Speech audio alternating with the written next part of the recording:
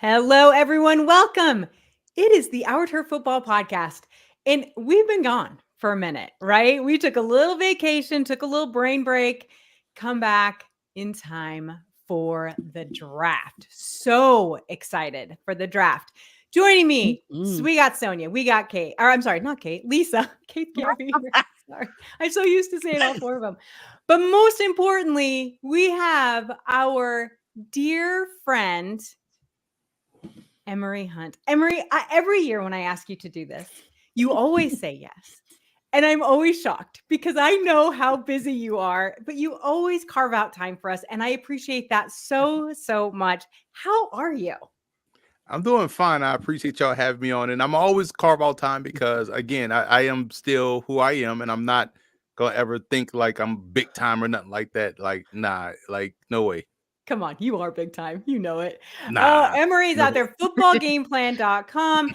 But more importantly, he is the czar of the playbook. He is the one that goes to every single all-star game out there. He is the one that puts out the best draft guide that you can get your hands on. We take it to the draft with us every year.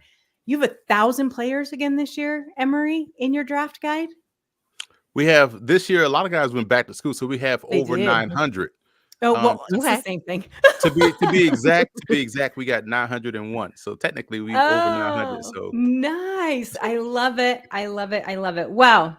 Very good. We are so excited to have you. I'm going to run this ticker down at the bottom that we have so you can get Emory's draft guide. I'm just going to run it the whole show. Footballgameplan.com/2024 draft guide. Because he knows more. You know more about the draft than anyone else I know. I was telling you this. I listen to these shows and they go on and on and on about the same. Sonia, what did I say? 8 players, 6 players? Like, it's so boring, like 6 right? or 7 players. Right. So boring. And so therefore, this is why we love to have you on, Emory, because you know all the players. You know even the small schools, even the players that might go in the 5th round. You know them all. And that is what's so fascinating to me because I don't know how your brain holds it all. But let's talk about this draft. This draft is really interesting to me because, you know, every year they always hype up the quarterbacks, as Lisa loves so very much. We're going to talk about that, right? We're talking about that. Yeah, that's the whole show, right? Yeah, not the whole show, no. But they hype up the quarterbacks, but then they're like, oh, this is a good year for this year. It's wide receivers, offensive tackles. There seems to be a lot of conversation about the draft this year about it's going to be a good first round. And then after that, it kind of falls apart, that the depth is not there. Do you agree with that statement? I do not agree. And the reason why I don't agree is because you talked about it in the introduction. Because I grade so many players, I don't, if I stopped at 15, I'm going to say, oh, yeah, this is not a deep class, right? So to the person that goes deeper than everybody, it definitely is a deep class. And people say that. And then let's say 3 years from now, we're talking about, really good players that are in their 3rd year. And it's like, well, they came out of this particular draft that you said wasn't deep, right? So that's my whole thing is it's always going to be good players. We're coming off of a college football season that was really good. Postseason is going to expand next year.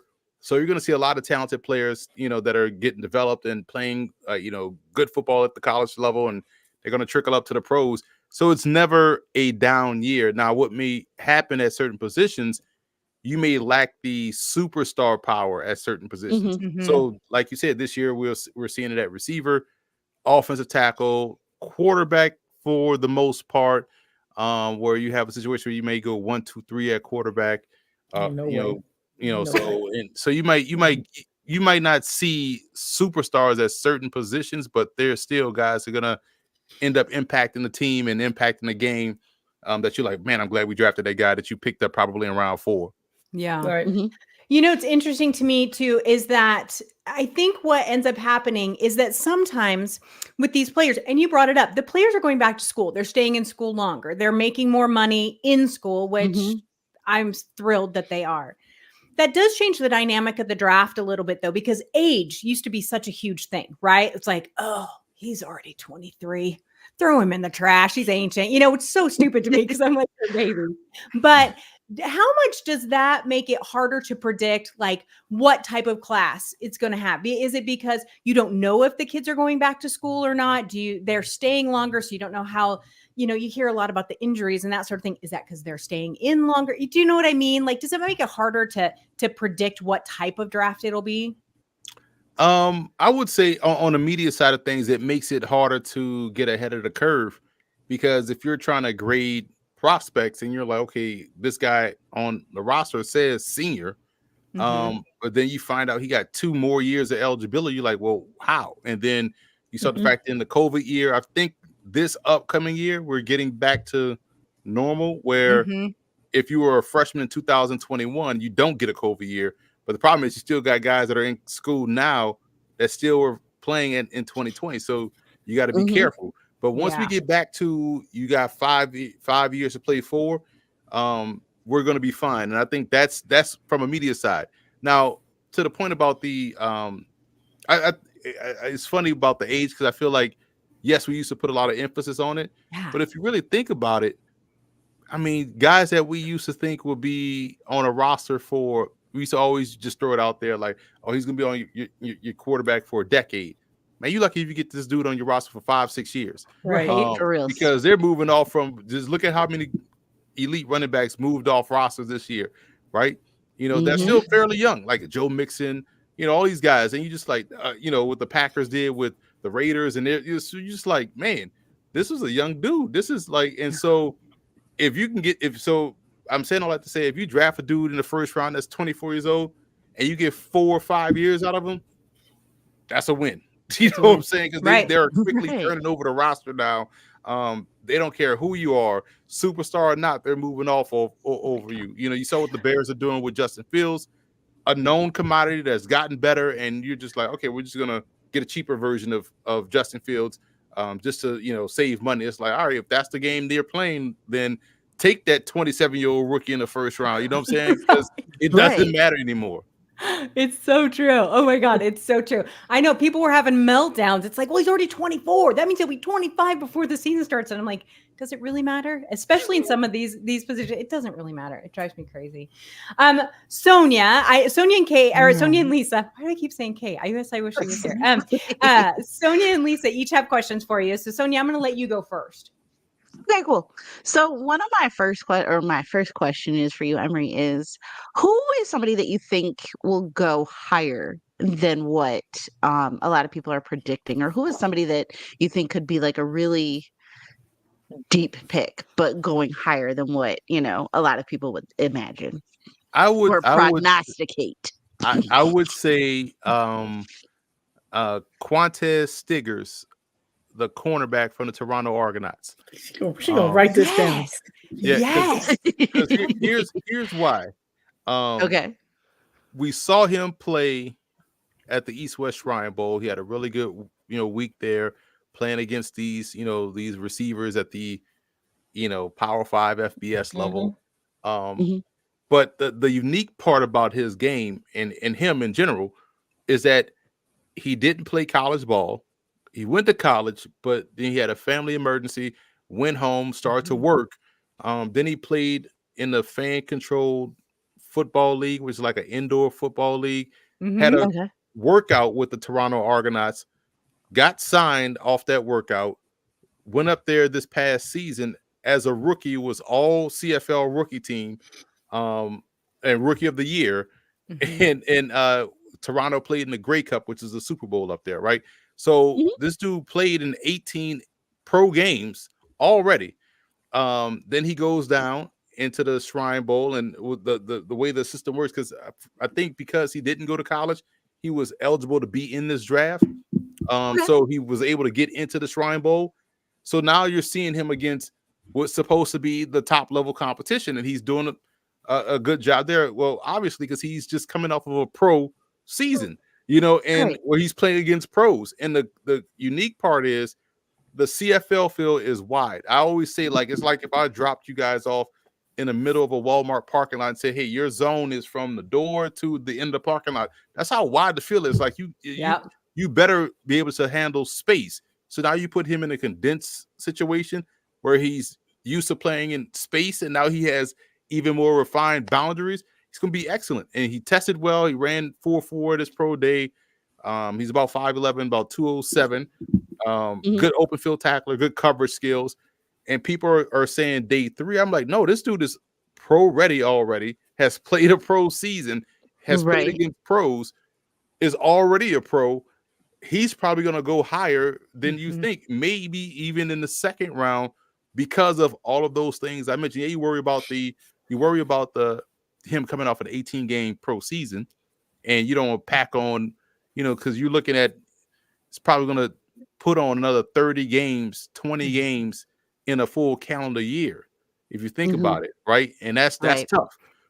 But we've seen guys do that at the, we saw Kavontae Turpin do it, coming out of the USFL at the time in the spring league, and playing and winning all pro as a rookie for the Dallas Cowboys. So he played 10 games in the spring, and came in and played all 16 in the league. So he had 26, almost 26 games under his belt. Granted, he was just a return specialist, but you get the point. But still, I do feel like he's going to go higher than people think, because it's a premium position, and he already has pro experience and was an all pro as a rookie. I think he's going the second round. Okay. I like that. Who do you think somebody that could go a little lower than what a lot of people are prognosticating? That's my word today, prognosticating. Every quarterback. I would say, it's probably a quarterback, man. I don't think we'll see even though there's 5 teams that you could make 6 teams that you could make a case that could take 7.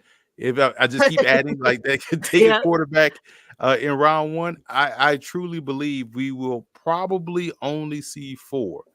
5 flirt with someone jumping back in, because the one team I feel like that's in a unique spot is probably the Raiders, or the Raiders and Broncos, because the Broncos don't have anyone on the roster. At least the Raiders can kind of tell people, like, oh yeah, we kind of believe in O'Connell and we bought Minshew in, like, but you really don't have a starter there that you trust. Right. But they could be in a position to punt until round 2, or maybe be one of those teams that could just trade back into the back end of round 1.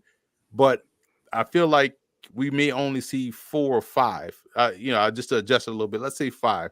But the 5th one is going to be the interesting one, because you figure Caleb Williams, Jayden Daniels, Drake May, somebody's going to reach for JJ McCarthy. And then the 5th one is going to be the interesting one. Do you think it's going to be Bo Nix? Do you think it's going to be Michael Penix? Is it someone like Spencer Rattler, or someone like a Michael Pratt? That no one's talking about. So Tulane. I feel like we're going to see maybe the cutoff there. Denver, I truly believe, will be the cutoff spot if they stay where they are, because they're right behind Minnesota. I think Denver's the cutoff spot for the quarterback position. So I do think we may only see 5. Let's say 5. Okay. In the first round? In the first round. Wow. Yeah. Lisa's not a big fan of this quarterback class. I am not. No, I am not. I personally think it's a lot of smoke screens. I think there's so many other needs and so many special offensive linemen that can fill some holes for much needed teams. I see a lot of these quarterbacks that are easily 2nd, 3rd round talent. I don't see a quarterback that makes me go, oh my God, he's my franchise guy. Short of Williams, who I would probably, if you had to push me a corner, I'd probably say, okay, I would take him. But I haven't seen anything from these guys that doesn't say. I see athleticism. I see athleticism. I see big arms. I mean, but we've seen this before. We've seen the big, strong quarterbacks. I'm not seeing a franchise quarterback out of this class at all. So I'm feeling like it's a little bit overhyped. I think, like you said, I kind of do believe some teams are going to reach, but it's going to be very interesting for me to see this class above, because I'm not seeing it. I will say this: if we dig a little deeper in that, the media, all of us, have to do a better job of changing how the public views the game. We've done a terrible job of saying, if you don't have a quarterback, you can't win. When in all actuality, the 53 has to be good. You want a quarterback proof your roster. So therefore, your quarterback becomes a piece of the puzzle and not the only piece of the puzzle, right? because if that's the case, if you have let's say Seattle, right? The team was 79, then you add, and they had good pieces. You add another piece, Russell Wilson, boom, playoffs, and then next year Super Bowl, right? And so teams are look at San Francisco, all pro, all pro, all pro, all pro, all pro. Let's add a guy that won't turn the ball over, or teams don't catch his interceptions. He has tremendous luck, turns turnovers, and then boom, Super Bowl, right? And so it can happen if you play with with a good 53. So what teams are like, if I was the Falcons, there's no way on God's green earth I would have paid that much money to go and get a 36-year-old quarterback that's coming off an Achilles, that folds under pressure, because you say we need a quarterback and that we're a quarterback away. Like, no, you're a good player away. You know what I'm saying? Like, I'm not saying Cousins isn't good, because he's good for fantasy, but if you overrate the quarterback position, you're gonna end up losing a lot of games. And I feel like that's what's happening with a lot of teams. So they tell themselves, we got to get this guy that's gonna save our franchise. And I say this: no one player is that good. I don't care. Do you think that Tom Brady spoiled that for a lot of people? Because there were a couple teams, I'll guarantee you, nobody can name a starting quarterback on a starting wide receiver that was all pro.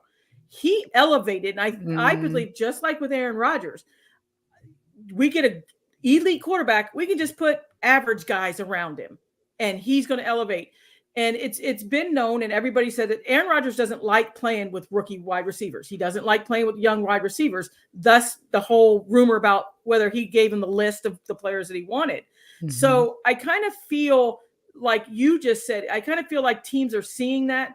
But also, is that what's driving this of saying, okay, I'm going to make a reach for Jalen Daniels because I'm going to put some great players around him, and I just need him to be a good quarterback. So but that's all they do. That's where I'm on the fence. I love an elite quarterback. I love a CJ Stroud. I saw something in that kid in college, and I'll tell you right now, he'd have been my first pick. Yeah. I didn't see it in Alabama. I saw, a good quarterback, but I never saw anything that made me go, oh my God, a wow factor. Yeah. But I don't see any wow factors in any of these quarterbacks. I see good arm, good IQ, moves around the pocket, but I'm not seeing anything special about this quarterback class whatsoever. It'll be interesting to see, because I agree with both of the things that you're saying, because I do think that an elite quarterback can raise the play of the people around them. But most of those teams at the top of the draft that are going to go get those don't have that elite quarterback, because they don't have any pieces around them either, right? And so it's like almost smarter to build the rest of the team before you get a decent quarterback. I don't know. Wouldn't you think the Jets would go after somebody, Emory? Wouldn't you? I mean, you're gonna need somebody. I said this on another pod that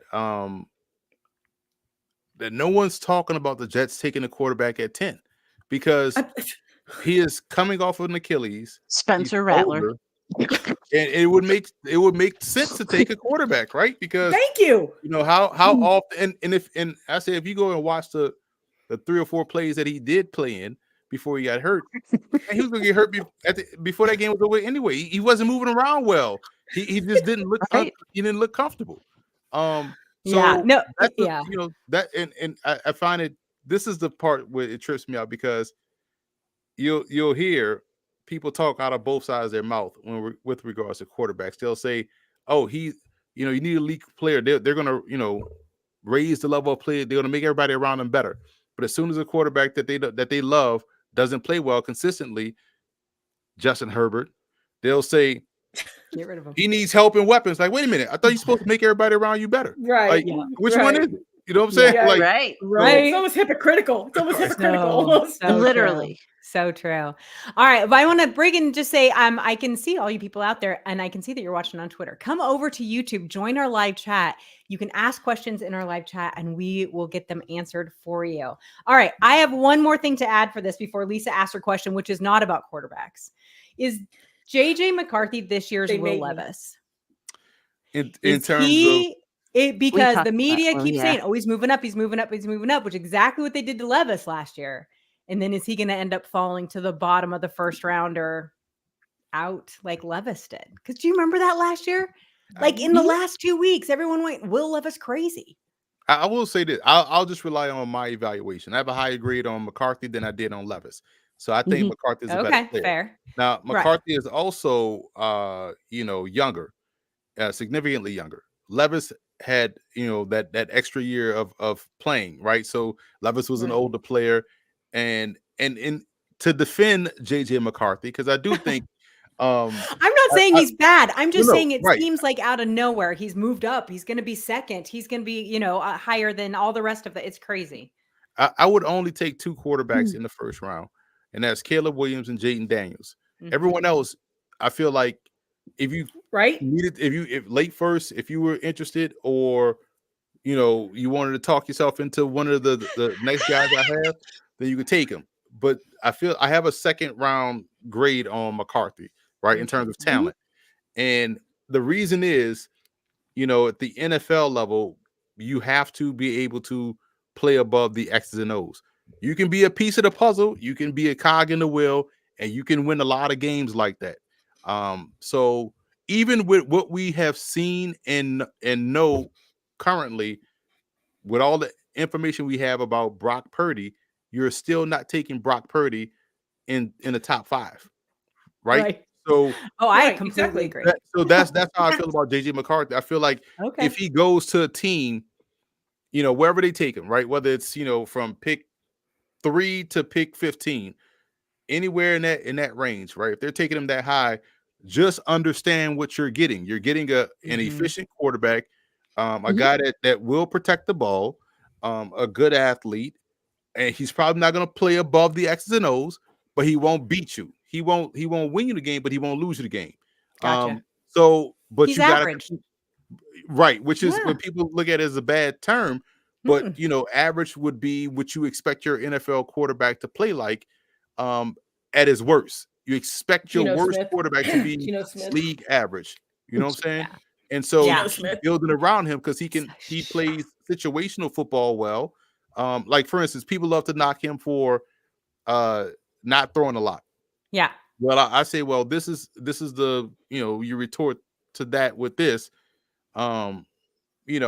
People used to say the same thing about option quarterbacks, triple option quarterbacks. Like, what they only throw the ball 9 times a game, so he can't pass. You can't expect him to pass. Like, hold on now. If I was throwing the ball 40 times a game and I missed 13 passes, I'm 27 to 40. I could still have a good yard, still good. We could still win the game. Mhm. So I have luxury of missing some passes. But if I'm only throwing the ball 17 times, I better complete 13 of those, right? So imagine the pressure on making the throws when you're only getting to throw a short period of time. So imagine them on a 10-play drive. They've run the ball 9 plays, and it's like 3rd and 4, and they're like, hey, man, we need you to complete this pass. Like, man, I ain't throw the ball all drive. So the weight of this drive depends on me completing this pass for a first down. Like, this is my first pass of the drive. So imagine Mhm. having that weight of the situation Mhm. on your shoulders and still being able to push through and make those plays. Yeah. So that in and of itself is a hey, okay, whenever my number is called, I'll just answer. And so I think he needs a lot of credit for doing Mm. that. And I don't think a lot of Mhm. people talk enough about that. So in chat, Camden wants to know if he had a good college quarterback coach. Is this something that he can develop more into once he gets to the pro level? That's what you're banking on because he is a young player that's entering the draft early. So you have the luxury of saying upside, right? Yeah. When you combine As a age ceiling. Mhm. and growth within his game, we can expand it out a little bit. Like, say, for instance, what we saw from Alex Smith. Now, granted, it took Alex Smith 6 years, to get to where he got Harbaugh. And then you saw him grow with Harbaugh, but then he reached a plateau, and then he moves on to Andy Reid, who was able to extend the ceiling a little bit, right? Mhm. So you look at someone. That's why I think JJ McCarthy in Denver makes a lot of sense. Because you have Sean Payton, and he could have his young player that he can grow, develop with. The roster isn't complete yet, so he can mold him into what he wants him to be. Mhm. I think that would be the best fit for him because if you throw him in Washington, Mm. if you throw him in New England, if you throw him Mm. in Minnesota, the expectation based off what they had, even with Kirk Cousins, they were at least 8-9, 9-8 every year, Yeah. right? So you were Mhm. in the mix. They had the one anomaly that everyone seems to hang on, the one weird year where they won all those games in the last minute. But you're in the mix, right? If you're in Washington, you think, okay, well, we got enough team, we got a good enough team. Now we can compete in the NFC East. Like, yeah, that's not the case. New England, the pressure of replacing Tom Brady, right? So Right. I think Denver would be the best spot for Mhm. JJ McCarthy. For JJ. Interesting. All right, Lisa, ask about your wide receivers. When we talk about, I wanted to go back with you because so many times we're talking about postseason, how they're extending the playoffs. It's exciting. Yeah, we're going to get a couple extremes. It's kind of not so exciting because most of the caliber players aren't going to play anymore, like they don't. But let me get your perspective on Marvin not even doing a pro day. Is it something that? Go ahead. Oh, sorry. Is it something that you kind of expected from him because of his name, the caliber players? Like, look, here's my pedigree, here's my tape from Ohio State. It's very obvious, great size. I mean, athleticism, definitely the top. Do you think that benefits him? Doesn't benefit him, or what do you think drove the decision for him not even to do a pro day? It's interesting because he went to the combine, so he did interviews and he measured, right? So he got his measurements, he got his interviews. I was like, okay, cool, that's fine. Right. And then my colleague over at CBS, Ryan Wilson, brought up a good point because he was at the CJ Stroud Pro Day last year and was like, CJ Stroud was throwing to Marvin Harrison, who went through that whole pro day workout. So he's probably thinking like, bro, I did a pro day already. You know what I'm saying? Yeah. I was just an underclassman. Y'all was there. You know what I'm saying? So I'm not doing this again. And if I was like, wow, that's actually a good point. And I understand it's just I would understand why he wouldn't have ran the 40-yard dash Right. at the combine. This 4.5 is legit fast. But 4.5 amongst other 4.3s and 4.4s looks bad. You know what I'm saying? So I'm not gonna put myself out there. Where if you have told me I was the number one receiver since last year, why would I do anything for you to chip away at my number one? You already think I'm number one, so why should I have to prove anything? Because if I don't do one thing right, it gives you an opportunity to knock me down and pay me less. So now I'm gonna put the ball back in your court and hold you to what you said. If you think I'm number one, then cool. Let's see who's gonna blink first. So I get it from that perspective. Hey, listen, this is what this is the game that they want to play. Well, let's play the game and see who wins. And so at least he interviewed, he's measured, and you got the film, and he worked out at the pro day last year. And scouts was buzzing last year about his workout. Right about him, yeah. You know what I'm saying? Even though he wasn't eligible. So he's probably like, I've done enough already. Give me one team that would surprise you to jump up and get him in the first round. Giants. Giants would be because Giants need a lot. They need a receiver and a quarterback. And so right now, if you're expecting top three, Chicago, Washington, New England to take quarterbacks for Arizona, that might be in play. But the problem is now is like, man, if you're Arizona, why would I trade? I could just take, I could take him right here at 4, and if you're the Giants, like, well, we don't want to go up to 3 because then, we're in now position for a quarterback. It's depending on what teams think they have, the grades. Like if you have him graded, if he's on number 1 on your board, if you're Arizona, you're taking the number 1 player on your board. If you have Malik Neighbors graded higher than him, and you say, okay, well, we could probably move down 2 spots because the Chargers, who also need a receiver, but also need a lot of other things, they probably won't take, a receiver, or maybe they just take the big tackle, but they could potentially move out as well. So it's weird. Like it's hard because he's such a consensus, number 1 option. But I would say the Giants would be a team that could be in play for him if they make a move. But if going up to, if you're at 4, if you're the Giants, you might as well see what you could do to go up to 3 to get a quarterback. But but we'll that's a whole other story. But I do think the Giants would be surprised to go out and get Marvin Harrison. Yeah. To have Drew Lock throw him the ball. Don't get me started. Okay. So interesting though, along the what you were saying is that, these last minute things can really kind of impact where people are drafted, right? Like things that come up, and I'm not talking about Tavondre Sweat's issue. That is a whole different issue, but there's like little things that, can kind of throw a team off. And so how important is all that now? I think of, Latu, he medically retired and then has now come back. And so there's this medical red flag on him. Or you can even think Cooper DeJean, where, he's coming off of that injury. So the pro day was super important for him to show that he was completely back. Does it really make that big of an impact on a draft board? For it depends, because that's where the interviews are in play. Yeah. And are important, because in Latu's case, a lot of what has been said about him pre-draft sounds a lot like what was said about Jalen Phillips, and we see how that turned out in Miami. He's one of the top pass rushers in the game. Right. Like, they questioned whether or not he was going to be healthy. They questioned whether or not he was passionate about the game. Both were proven to be, he's passionate and he's athletic and he's good, and he was ready to go. So what we saw his last season at Miami was definitely something that was a sign to come. So Latu has shown, this is who I am. He came back to play, checked out medically, and it was full bill of health, and we had a great year for UCLA. Cooper DeJean is just a different, that his like, if I was him, I would have because the league is still, they still have to get over the whole white quarterback thing. So I would probably found me some black parents and said, like, these are like my grandparents. You know what I'm saying? Because that's the only reason why they're not. If he was dark, oh my God, I'm so glad you said it. No problem, right? But because he's a white cornerback, same with Riley Moss. Like, they're waiting for him to get beat one time to be like, oh, safety. Like, no, man, like, dude, cornerback, his whole career at Iowa. Like, let him play corner. So that's what he's fighting. Like, it has nothing to do with his health.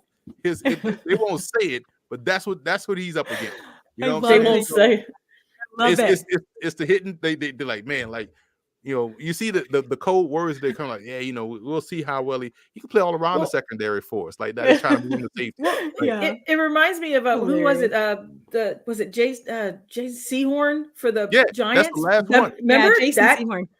He never got any kind of hardly recognition at all. And I thought, I always thought that, I'm not even gonna lie, in my bed I was like, he's white. They're not even giving this guy a shot. They were throwing at him just because, like, it's insane. So I love it and I'm telling you, Riley Moss had, like, 30-something picks. It wasn't because he had great ball skills, because everybody was throwing at him because he was a white corner. It was like, oh, we got one.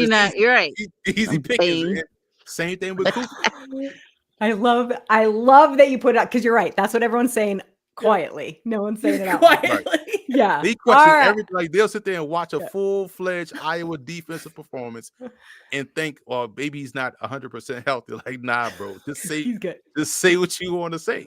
Like, just put it let out him go there. out there, and you know what I'm saying? We see again, it's not like he hadn't gone against, black receivers his whole career. It's like, that's just, he's seeing it every Saturday. Like, so you're seeing right.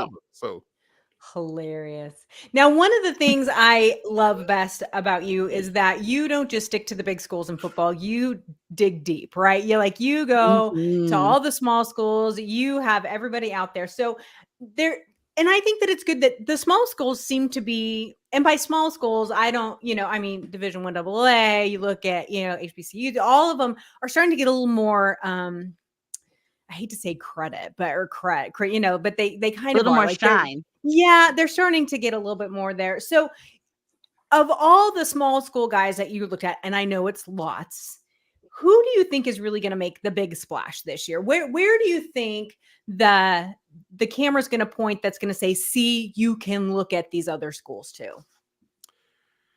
There's I'll go offense and defense. Offense, I'd probably go with a guy that I've seen a lot of, and that's Jaden Sherton, the running back out of Monmouth.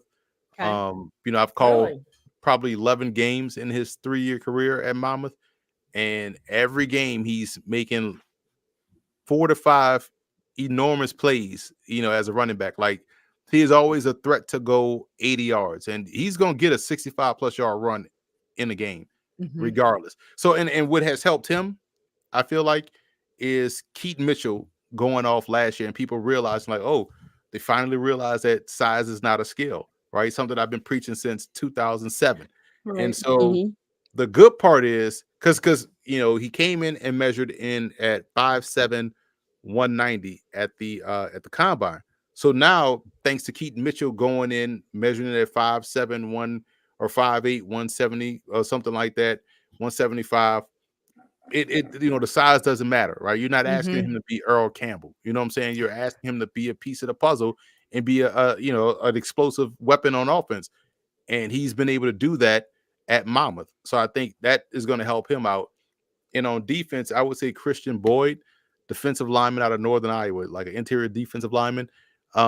Very good postseason All-Star game circuit. He was at the uh, East West Shrine Bowl, and so now he's going up against Power 5 competition consistently along the defensive line, and he's winning these one-on-one battles. He's being disruptive in 9-on-7 and team period. And then you go and check the Missouri Valley Conference, and we know that's one of those FCS 1AA conferences that Mhm. you're talking about North Dakota State, Youngstown State. You're talking about Mhm. some Illinois State guys that produce a lot of NFL players. So he's playing high level small college ball. And he was dominant there, at that level. So, and he proved it at the All-Star games that he was able to measure up. And so that's someone I feel like, because it's easier for a defensive lineman to get out there and ball out. And I just feel like offensively, it's a playmaker's game now. Mhm. I think Sherton has shown he can make plays, especially with the new kickoff rule, which has Yeah. yielded more Mm-hmm. opportunities for guys to return. Now we're bringing the return back in, so why not put a running back there that's used to carrying the ball? Because you can now get creative in how you block things up with the new kickoff rule. Yeah. And special teams is huge. I mean, like, you Yeah. think about special teams Mm-hmm. and you think of the smaller schools that some of these guys are going to have opportunities to get on special teams, because a lot of Mhm. these players start off, they just want to get on the team. Yeah. So a Right. lot of Give you Right. people will opportunity. start getting Exactly. on there at special teams. So I think that Mhm. kickoff is going to give some players opportunities to maybe make some Mhm. special teams and then, kind Maybe of move up. show what they got. And Yeah. then make True. their moves from there. Yep.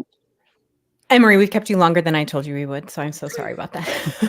This is what happens because we could sit around and talk football for hours, I'm sure. But Hours. so about this draft, what is your overall thought about this draft class? Like, are you excited to see what these players can bring? I'm sure you are every year, but what makes this draft different? Because I feel like it's really hearty and meaty in the middle. Okay. So with Mm-hmm. that being said, it's like, hey, this is a great draft to improve your RB2, maybe a wide receiver 3 or 4. Obviously, there's some wide receiver 1s up there, but talk about Right. really on the back end, like the depth at safety, the depth at linebacker, defensive line, offensive line outside of tackle, because Right. we know that it's really about the league is star driven, but 90% of the league is role players, situational players. Mhm. So if you have good players that are constantly in rotation, that are constantly interchangeable parts, you probably have a really good football team. Yes, each team has a star, Mm-hmm. Mhm. and You that's gotta have what a blue chip. you got to have a blue chip, but that's what everybody Mhm. focuses on. But you look at who's the lunch pail, guys, who's the guys that are the glue guys. You need those. And I feel like this draft is really good in terms of like building good quality depth. And especially at safety, I would say at running back, I would say along the interior offensive line, and as well as the defensive line. And that's from edge rusher down to nose tackle. You'll find good football players here in this class, and teams should come away feeling good about what they were able to haul with picks, and some of the guys that Mm-hmm. they're going to be undrafted free agents they're able to pull in and end up Yes. making a roster. Mm-hmm. That's I huge love too. that. I love that Mhm. the lunch pail guys. because we don't hear about them. I love that. It's a great term. Emory, we appreciate you taking time out and during the busiest time of your year, and I know that, to come and hang out with us. Everybody, go find Emory Hunt, footballgameplan.com/2024 draft guide. I'm telling you, it is the best money you will spend on a draft guide, but also he is literally one of the best follows on Twitter. So it's at FBallGamePlan. You can find him. You can just type in Emory Hunt. You will find him. He's the only one. There's just the one. Oh my gosh, Emory, we appreciate you so much. You have no idea. I appreciate y'all bringing me on, and thanks as always. And I will say this about the draft guide: if you have to the fans out there, if you have purchased the draft guide, I put these out digitally since 2020. So if you have purchased one since 2020, you right now are sitting on over 4,300 scouting reports. It's only like 1,800 dudes in the league or 1,200 dudes in the league. So you have more than enough information of guys that may come in and off rosters, and the real value of the draft guide is not only to know who these draft prospects are, who's the guys that are on your team, but if you are really studying these reports, you can also be better in terms of wagering on NFL games, UFL games, CFL games, because this is all these dudes end up playing. So it's that's where they end up going. Exactly. So you kind of have an idea of who's on these rosters, which tells you who should be able to win the game or not. So it's a great resource. It's always something you'll see me tweet out if somebody makes a play randomly in a UFL game or in a CFL game. You'll see me tweet out the scouting report. And it's like, yeah, he was in the guide. So that's how it works. I have them all. I have the last 3 years. I love them so much. I know Seattle signed somebody. I'm like, who the heck is that? I went and looked him up on your guide because I had no idea who he was.